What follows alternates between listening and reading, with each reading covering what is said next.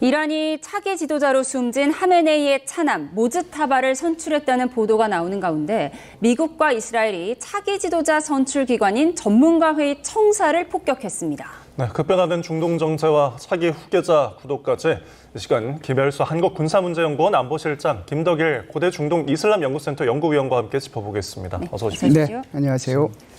네, 이란이 사망한 최고 지도자 하메네이 후계자로 차남 모즈타바 하메네이를 선출할 것으로 알려진 가운데 미국과 이스라엘은 이번에 차기 최고 지도자를 선출하고 있는 그 청사를 폭격했습니다. 그 화면부터 보시죠. 네, 파괴된 건물 사이로 이렇게 철제 구조가 그대로 드러나 있죠. 미국과 이스라엘이 사망한 알리 하메네이의 후계자 선출을 논의하는 헌법기구 전문가회의 청사를 집중 폭격한 겁니다. 다만 폭격 당시 이곳에선 회의가 열리지 않았고 화상으로 진행된 걸로 전해지고 있습니다. 후계자를 공식 발표하진 않았지만 하메네이의 둘째 아들 모즈타바를 선출할 걸로 알려졌는데 이 사진을 보시죠. 흰 수염과 검은 터번 그리고 안경 너머로 보이는 이 날카로운 눈매까지 신의 대리인으로 불렸던 아버지 하메네이를 꼭 빼닮았습니다. 올해 56살로 아버지 강경 보수주의 노선을 강하게 따르는 인사입니다. 모즈타바는 미국과 이스라엘의 공습으로 아버지와 부인, 아들이 숨진 가운데 살아남아서 그 배경에도 관심이 쏠리고 있습니다. 미국과 이스라엘이 이번엔 차기 최고 지도자를 선출하는 청사 건물을 폭격했는데 그 안에서 지금 회의가 이루어지진 않은 걸로 전해지죠. 예, 이제 전문가 회의라고 하는 것은 88명, 그러니까 88명으로 이제 성직자들로 구성이 돼 가지고요. 여기에서 이제 2분의 1 이상, 그러니까 과반의 찬성을 얻으면 최고 지도자가 이제 선출이 되는 거거든요. 그래서 이것이 이제 어디에서 열렸느냐 하면 테헤란에서 열린 게 아니고요. 중부 도시 곰이라고 하는 데서 열렸습니다. 네. 그런데 이제 그 곰을 폭격을 3월 3일 날 한 거죠. 이때 당시에 그러면 그곳에서 회의가 있었느냐 하는 것이 문제가 되는데 네. 뉴욕 타임지가 지금 보도한 걸 보면 화상 회의를 2번 했다는 거예요. 그래서 화상 회의를 2번 한 결과 바로 지금 하메니의 둘째 아들 네. 모즈타바가 선출되는 것이 유력하다. 이런 식으로 지금 보도가 된 것 같습니다. 예. 그런데 지금 둘째 아들이 선출될 것으로 이렇게 전해지는 바는 원래 지금 이란이라는 국가가 이게 뭐 가족 승계를 하고 있는 그런 국가는 아니잖아요. 좀 네. 이례적으로 보이는데. 상당히 이례적이고요. 만약에 모즈타바가 이제 확정이 될 경우에는 저는 이건 제가 이슬람 혁명을 지지하는 건 아니지만 혁명 정신에 상당히 위배되는 거라고 볼 수 있겠습니다. 예. 왜냐하면 현재 지금 이슬람 국가가 탄생한 것이 팔라비 왕정을 무너뜨리고 탄생한 건데 이렇게 세습 체제로 가게 된다면 이것은 그 혁명의 의미가 퇴색되게 되는 거겠죠. 그럼 이제 북한과 다를 바가 없는 국가가 되는 거겠고요. 두 번째는 모즈타바라는 사람은 일단 이슬람 성직자, 이슬람 이제 법학자이긴 하지만 그 등급 자체가 이렇게 높은 학자가 아닙니다. 많은 네. 사람들로부터 어떤 정당성이라든가 학문적인 그런 정통성이 떨어지는 사람인데 이 사람이 예를 들어서 선출이 된다고 한다면은 이것은 정말 순수하게 전문가위원회에서 어떤 이슬람 법학자들의 어떤 논의를 거친 것이 아니라 다른 정치적 외압에 의해서 됐을 가능성이 높다고 볼 수 있겠습니다. 그래서 특히나 모즈타바 같은 경우에는 이제 혁명수비대와 돈독한 관계를 맺어왔기 때문에 예. 이런 부분에서 상당히 이제 내부 간에 또 권력적인 암투가 있었을 것으로 보여지고 그 중에서 혁명수비대가 밀었던 모즈타바가 됐을 가능성 그렇게 점쳐볼 수 있겠습니다. 예. 지금 공식 발표는 하지 않았지만 이렇게 전 세계에 알려지고 있잖아요. 하메네이의 후계자가 둘째 아들이 될 것이다. 이런 게 알려지면 미국과 이스라엘의 타겟이 될 수도 있는 거잖아요. 예, 미국과 이스라엘의 타겟이 될 수 있죠. 사실은 지금 잘 설명을 해주셨지만 후보군들이 몇 명 있었잖아요. 예. 그래서 지금 이란 국가안보회의의 사무총장하고 있는 알리 라리난이라고 하는 예. 라리잔이라고 하는 사람도 있고 사실상 지금 현재 전문가회의의 부의장이자 임시지도위원회 그러니까 임시지도위원회가 3명으로 구성되잖아요. 예. 대통령하고 그다음에 대법원장하고 그리고 이제 한 사람이 있는데 이게 바로 이제 법학자거든요. 그 사람이 바로 어떻게 보면 신복이라고 볼 수 있는데 아라피라는 사람이에요. 네.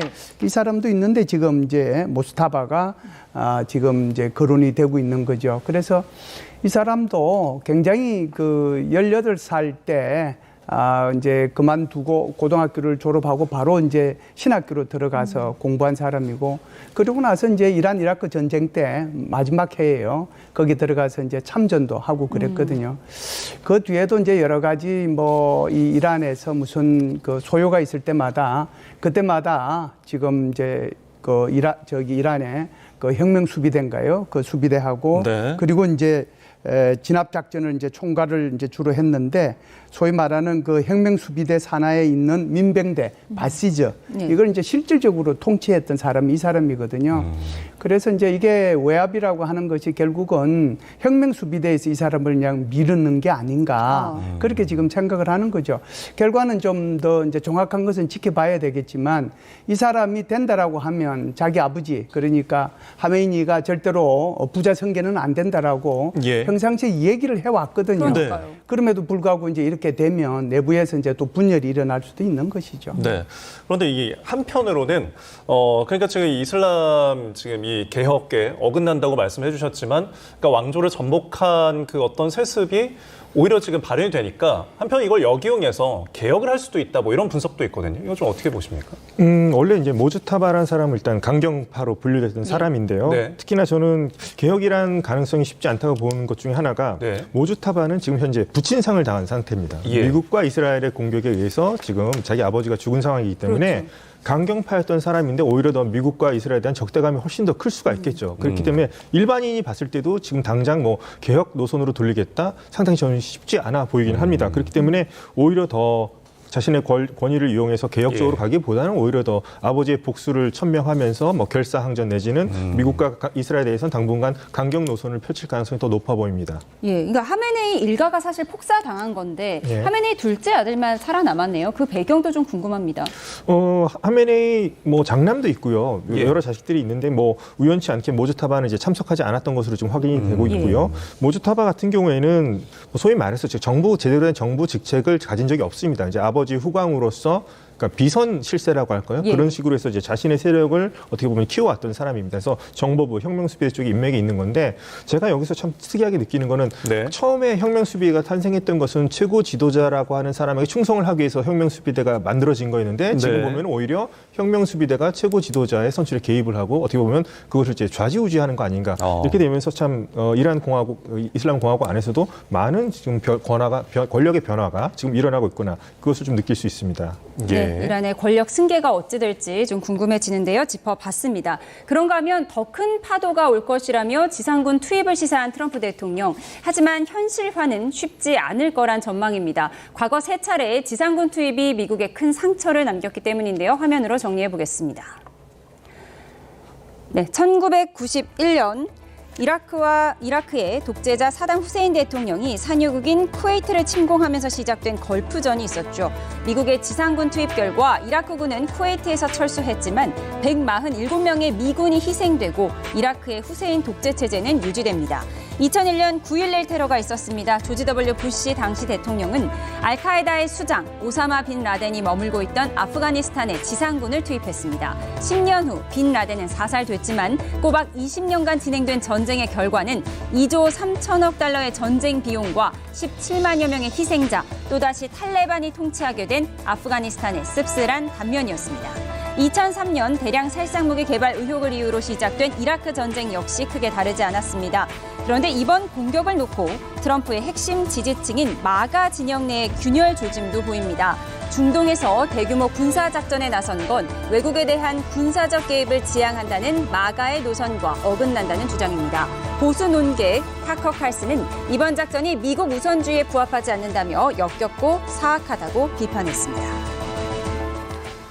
네, 이제 좀 전쟁 양상이 과연 미국이 지상군을 투입할 것이냐, 어떻게 할 것이냐 이 부분인 것 같은데 이게 과거 사례를 좀 보면은 언급을 했지만 저희가 걸프 전쟁, 이라크 전쟁, 뭐 아프가니스탄 전쟁 있었는데 늘 좀 성공적이지 않아 보였습니다. 이번에 좀 어떨까요? 이제 큰 파도가 온다는 얘기부터 먼저 해야 될 것 예. 같은데요. 그렇게 되면은 그 중에 하나가 이제 지상군 투입하는 것도 큰 파도가 올 거고. 그다음에 지금 걸프 국가들 소위 네. 말해서 이제 뭐 바레인, 뭐 아랍에미레이트, 쿠웨이트, 오만, 사우디아라비아 이런 나라들이 지금 공격을 받고 있잖아요. 맞습니다. 그 나라들이 한꺼번에 연합해가지고 미국하고 해가지고 이란을 공격하는 그것도 이제 큰 파도가 될 수 있을 거고요. 예. 세 번째는 사실상 이란이라고 하는 나라는 그 페르시아인들이 민족 구성으로 보면 한 55% 정도 돼요. 네. 그러니까 나머지 이제 소수 민족이 있는데 그 중에 이제 하나가 쿠르드 반군이 있어요. 쿠르드 네. 민족들이 있는데 이 사람들이 뭐 대충 한 13% 플러스 마이너스 정도 되는 것 같습니다. 그래서 이제 이들을 이용할 수 있는 방법이 있거든요. 과거에 아프가니스탄에서 이제 그렇게 했듯이 이제 그렇다라고 하면 이 세 가지 중에서 어떤 것을 쓸지 모르겠다. 그래서 큰 파도라는 얘기를 한 것 같고요. 네. 두 번째는 지금 질문하신 것처럼 이 이란에 대해서 미국이 그럼 지상전을 할 것이냐. 그걸 이제 질문하셨는데 제가 볼 때는 지금 현재의 상황으로 봐서는 트럼프 대통령은 그 가능성을 열어놨지만 예. 그 가능성은 저는 없다라고 생각을 예. 합니다. 어. 좀 전에 우리 앵커님께서 말씀을 하셨지만 사실상 걸프전을 통해 가지고 걸프전 7개월 걸렸거든요. 전사자가 283명이고요. 아프가니스탄전에 20년 걸렸습니다. 전사자가 2,461명이고요. 이라크는 8년 9개월 걸렸습니다. 4,431명의 전사자가 발생을 했어요. 네. 그리고 제가 지금 말씀드렸다시피 일단 들어가면 사실상 쿠웨이트는 워낙 작은 국가니까 뭐 이거는 논외로 치더라도 이라크하고 아프가니스탄만 하더라도 이게 엄청나게 긴 이 전쟁 기간이 있은 거잖아요. 예. 그런데 우리가 언뜻 비교해 보면 이라크하고 이란을 비교해 볼 수 있을 텐데요. 이라크는 대한민국의 4배예요. 또 이란은 이라크의 4배예요. 예. 그러면은 이란은 대한민국의 16배입니다. 16.5배 정확하게 얘기하면. 그러면 여기에 들어가려고 하면 도대체 얼마나 많은 병력을 투입해야 될까요? 또 얼마나 많은 물자를 준비해야 될까요? 그 물자 준비 중에 탄약, 병기, 그다음에 병참, 유류 이런 것들이 다 준비돼야 되잖아요. 몇백만 톤이 돼야 되는데 지금 미국의 어디에서도 또 어떤 뉴스에서도 그것을 준비하는 정황이 포착이 되지 않거든요. 그리고 이것은 하루 이틀 만에 가지는 게 아니잖아요. 예. 그래서 옛날에 걸프전 같은 경우에는 6개월 정도가 소요가 됐고요. 그다음에 그 이라크전 같은 경우에도 대충 한 3개월에서 4개월, 90일에서 120일 소요가 됐거든요. 그러면 한 달 내로 어떻게 이게 투입이 되죠?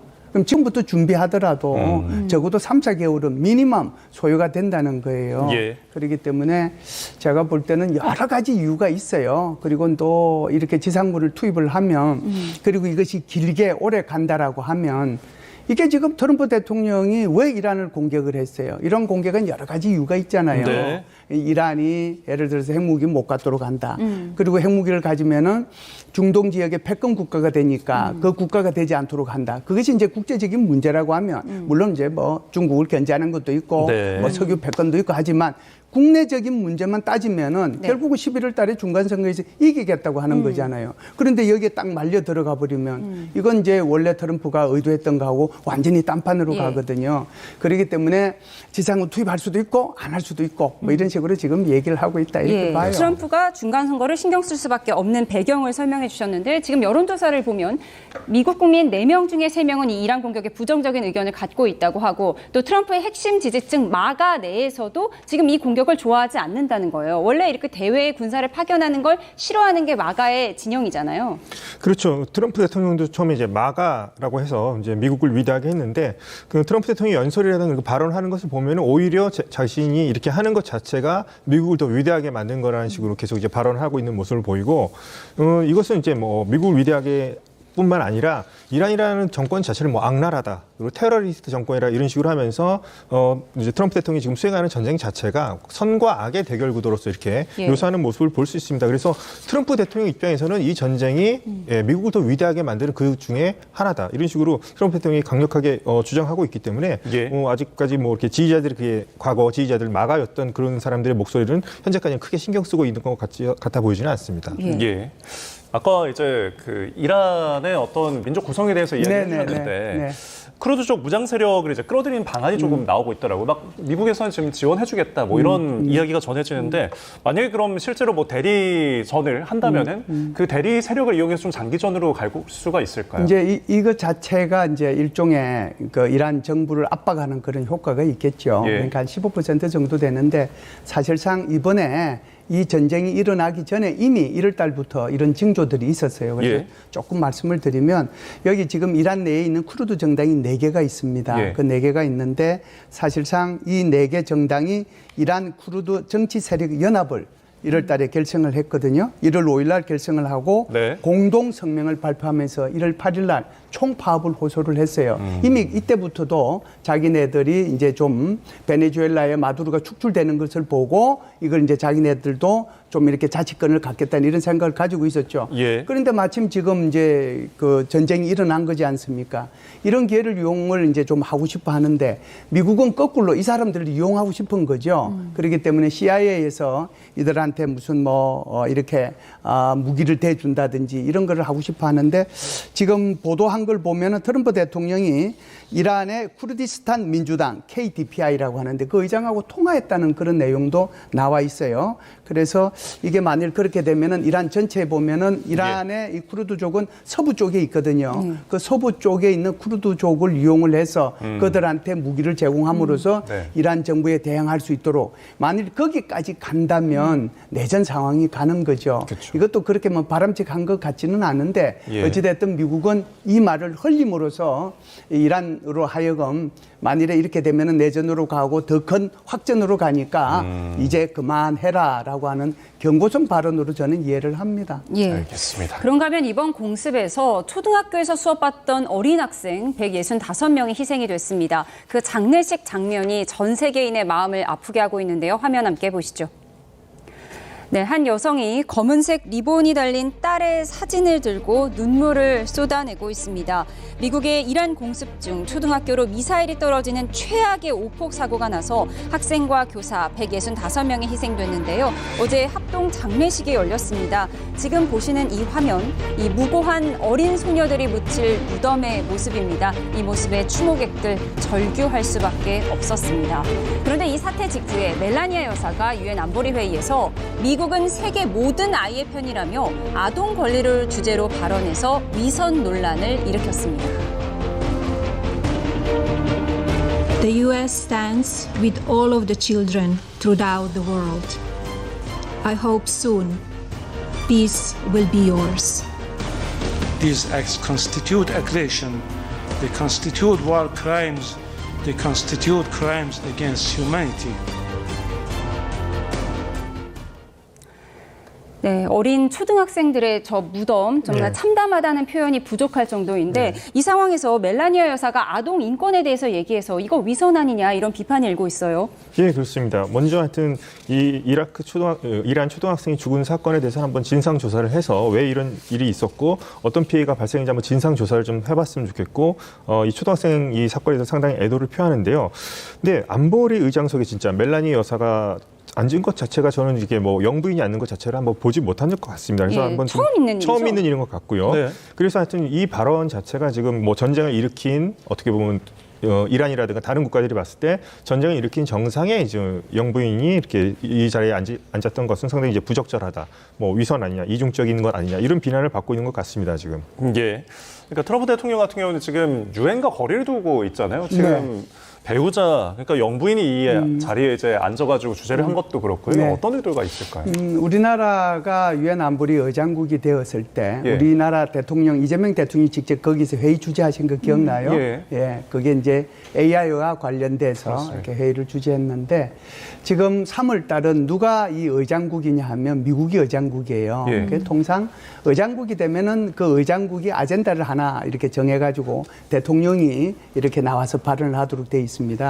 그런데 지금은 이제 이 전쟁이 일어나니까 트럼프 예. 대통령이 여기 못 오게 되고 결국 이제 멜라니아 여사가 오게 되는데 멜라니아 여사가 거기에서 얘기할 수 있는 게 뭐가 있겠어요. 결국은 여성, 아동 이렇게 그쪽을 얘기할 수밖에 없는데 나쁘게 표현을 하면 정말 이율배반적인 거고요. 예. 또 좋은 편으로 그냥 좋다기보다는 그냥 중립적으로 얘기를 하면 그래도 멜라니아 여사는 그 아이들에 대한 생각을 하면서 이런 발언을 했다. 저는 그렇게 봅니다. 예. 알겠습니다. 이런 가운데 한국에서 모델로 활동 중인 미스 이란 출신의 한 모델이 이런 글을 올렸습니다. 화면 함께 보면서 설명을 해드리겠습니다. 네. 하메네이 없는 세상이 공기마저 맑게 느껴진다는 얘기를 했는데요. 우리나라에서 활동하는 미스 이란 출신의 모델 호다 니쿠가 SNS에 올린 글입니다. 니쿠는 자신의 SNS를 통해서 왜 이란 국민들이 자국에 대한 폭격 소식에 기뻐하느냐고 사람들이 묻는다면서 운을 뗐습니다. 지금 이 화면이 그 SNS 화면인데요. 진심으로 전쟁을 기뻐하는 사람은 아무도 없지만 독재자가 사라져 지금 당장 죽어도 괜찮을 만큼의 해방감이 느껴진다며 47년 철권 통치의 종말을 지켜보는 이란 국민의 심경을 표현했습니다. 네, 지금 한국에서 모델로 활동 중인데 이 미스 이란 출신의 호다 니쿠라는 이분이 지금 계속해서 반이란 운동을 해왔던 인물이에요. 예, 2018년도에 미스 이란으로 나가서 3위를 했어요. 예. 그런데 제가 이제 어떤 제 말하는 거 가지고 오해를 우리 시청하시는 분들이 안 했으면 좋겠습니다. 미스 이란답게 정말 예쁘게 잘생겼어요. 그래서 이 사람이 한국에서 지금 모델로서도 활동을 하고 유튜브로도 활동을 하고 방송도 하거든요. 지금 팔로우가 60만 명이에요. 굉장히 인기가 있는 그런 분인데 이제 그분이 지금 그 하메네이가 이렇게 죽은 거를 이제 이렇게 보고 뭐 기뻐했다기보다는 어찌됐든 47년간의 철권 통치로 인해서 이렇게 고통받았던 이란 국민들이 이제 자유를 되찾게 됐다. 그리고 지금까지는 이란이 그렇게 많은 자원을 석유를 포함해서 많은 자원을 갖고 있음에도 불구하고 이들이 전부 다 자기 정부 쪽에 있는 사람들 그렇지 않으면 혁명 수비대 여기서 다 가져갔지 이란 국민들은 여전히 가난 속에 살고 있다. 예. 그런데 이 나라에서 핵무기를 만일 개발해서 가지게 되면 그걸 누구를 위해서 쓰겠는가 그런 비판이었는데요. 꽤 괜찮은 비판이었고 그래서 제가 볼 때는 팔로워 수가 2배로 늘어나지 않겠는가 이렇게 봅니다. 예.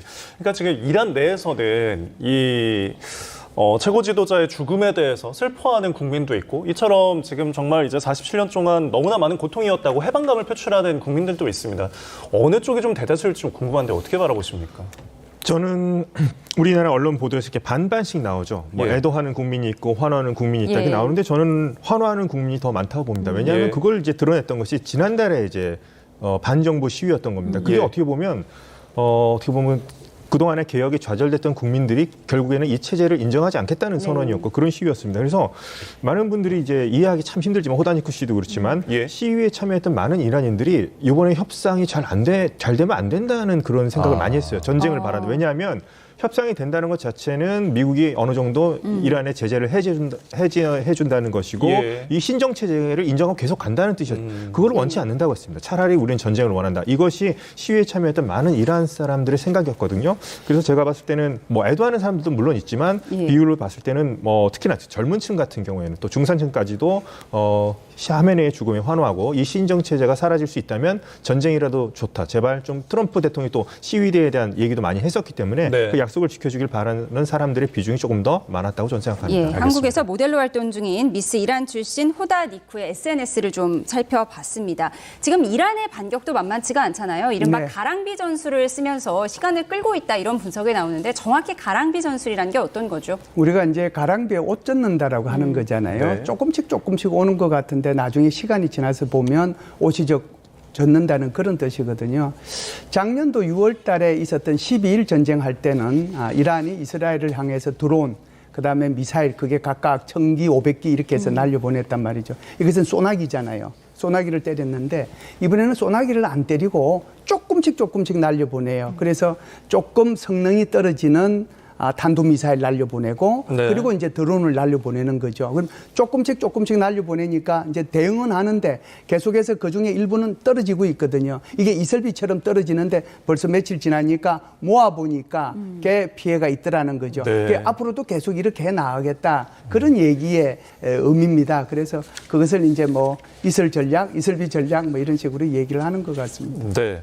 근데 지금 이 이슬비 전략으로서 이제 던지는 그 이슬비들이 3천만 원짜리, 네. 2만 달러짜리 드론인데 이걸 막기 위해서 한 200배 가량 드는 60억 정도의 미사일을 발사하고 있단 말이죠. 이렇게 되면은 계속 사태가 장기화될수록 미국에게는 계속 손해 아닌가요? 계속 이제 비용도 증가하게 됐고요. 예. 많은 부담도 느낄 것 같고 특히나 이제 비용도 비용이지만 과연 이런 것을 요격할 수 있는 그런 뭐라 그럴까요? 미사일이라든가 이런 예. 재고가 이제 충분할 것인가 그런 문제도 제기가 되고 있겠죠. 근데 이제 뭐 트럼프 대통령은 뭐 충분하다 이렇게 지금 공언은 하고 있습니다.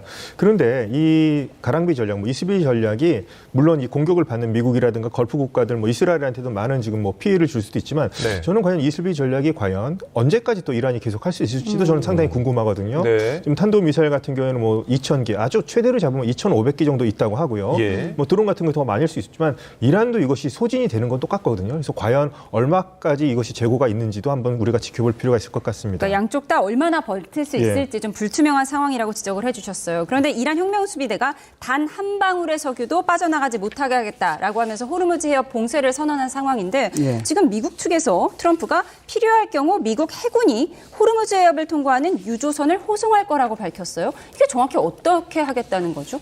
저도 이제 거기에 대해서는 뭐 정확하게 모르겠는데 우선 앞부분 잠시 말씀을 드리고 예. 그 부분 얘기를 예. 하겠습니다. 사실상 미국의 뭐 탄약이나 무기 체계가 고갈될 염려는 절대 없다는 것을 먼저 말씀을 드릴게요. 왜 그러냐면 사실상 미국의 무기가 전 세계에 다 나가 있지 않습니까? 그들로부터 빌려도 돼요.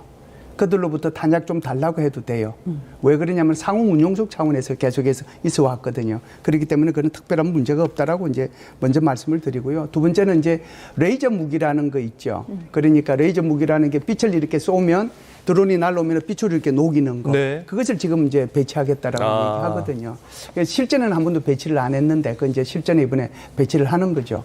그리고 지금 질문하신 것처럼 이것을 이제 보호하겠다라고 하는데 보호하겠다라고 하는 것은 사실은 지금 항공모함이든 구축함이든 그들이 이제 호르무즈 해협 쪽에서 이제 그 이란의 그런 배들이 못 오게 그렇게 네. 하겠다라고 하는데 제가 볼 때는 이 부분은 좀 한계가 있을 것 같아요. 그러니까 예. 절대 못 왜 지나가게 하겠다고 했는데 네. 미국이 호송하면 된다는 건지 이해가 좀 안 이제 돼서요. 호송을 하더라도 이제 때리면 어쩔 수가 없거든요. 그렇죠. 이게 때릴 수 있는 방법이 원래는 봉쇄라고 하는 것이 내가 가지고 있는 능력, 내 군함을 가지고 한 척의 배도 이렇게 못 지나가도록 하는 게 봉쇄인데 예. 지금은 이거는 안 되니까 왜 그러냐면 오늘도 지금 나온 거 보니까 17척의 군함과 잠수함이 다 없어진 거잖아요. 예.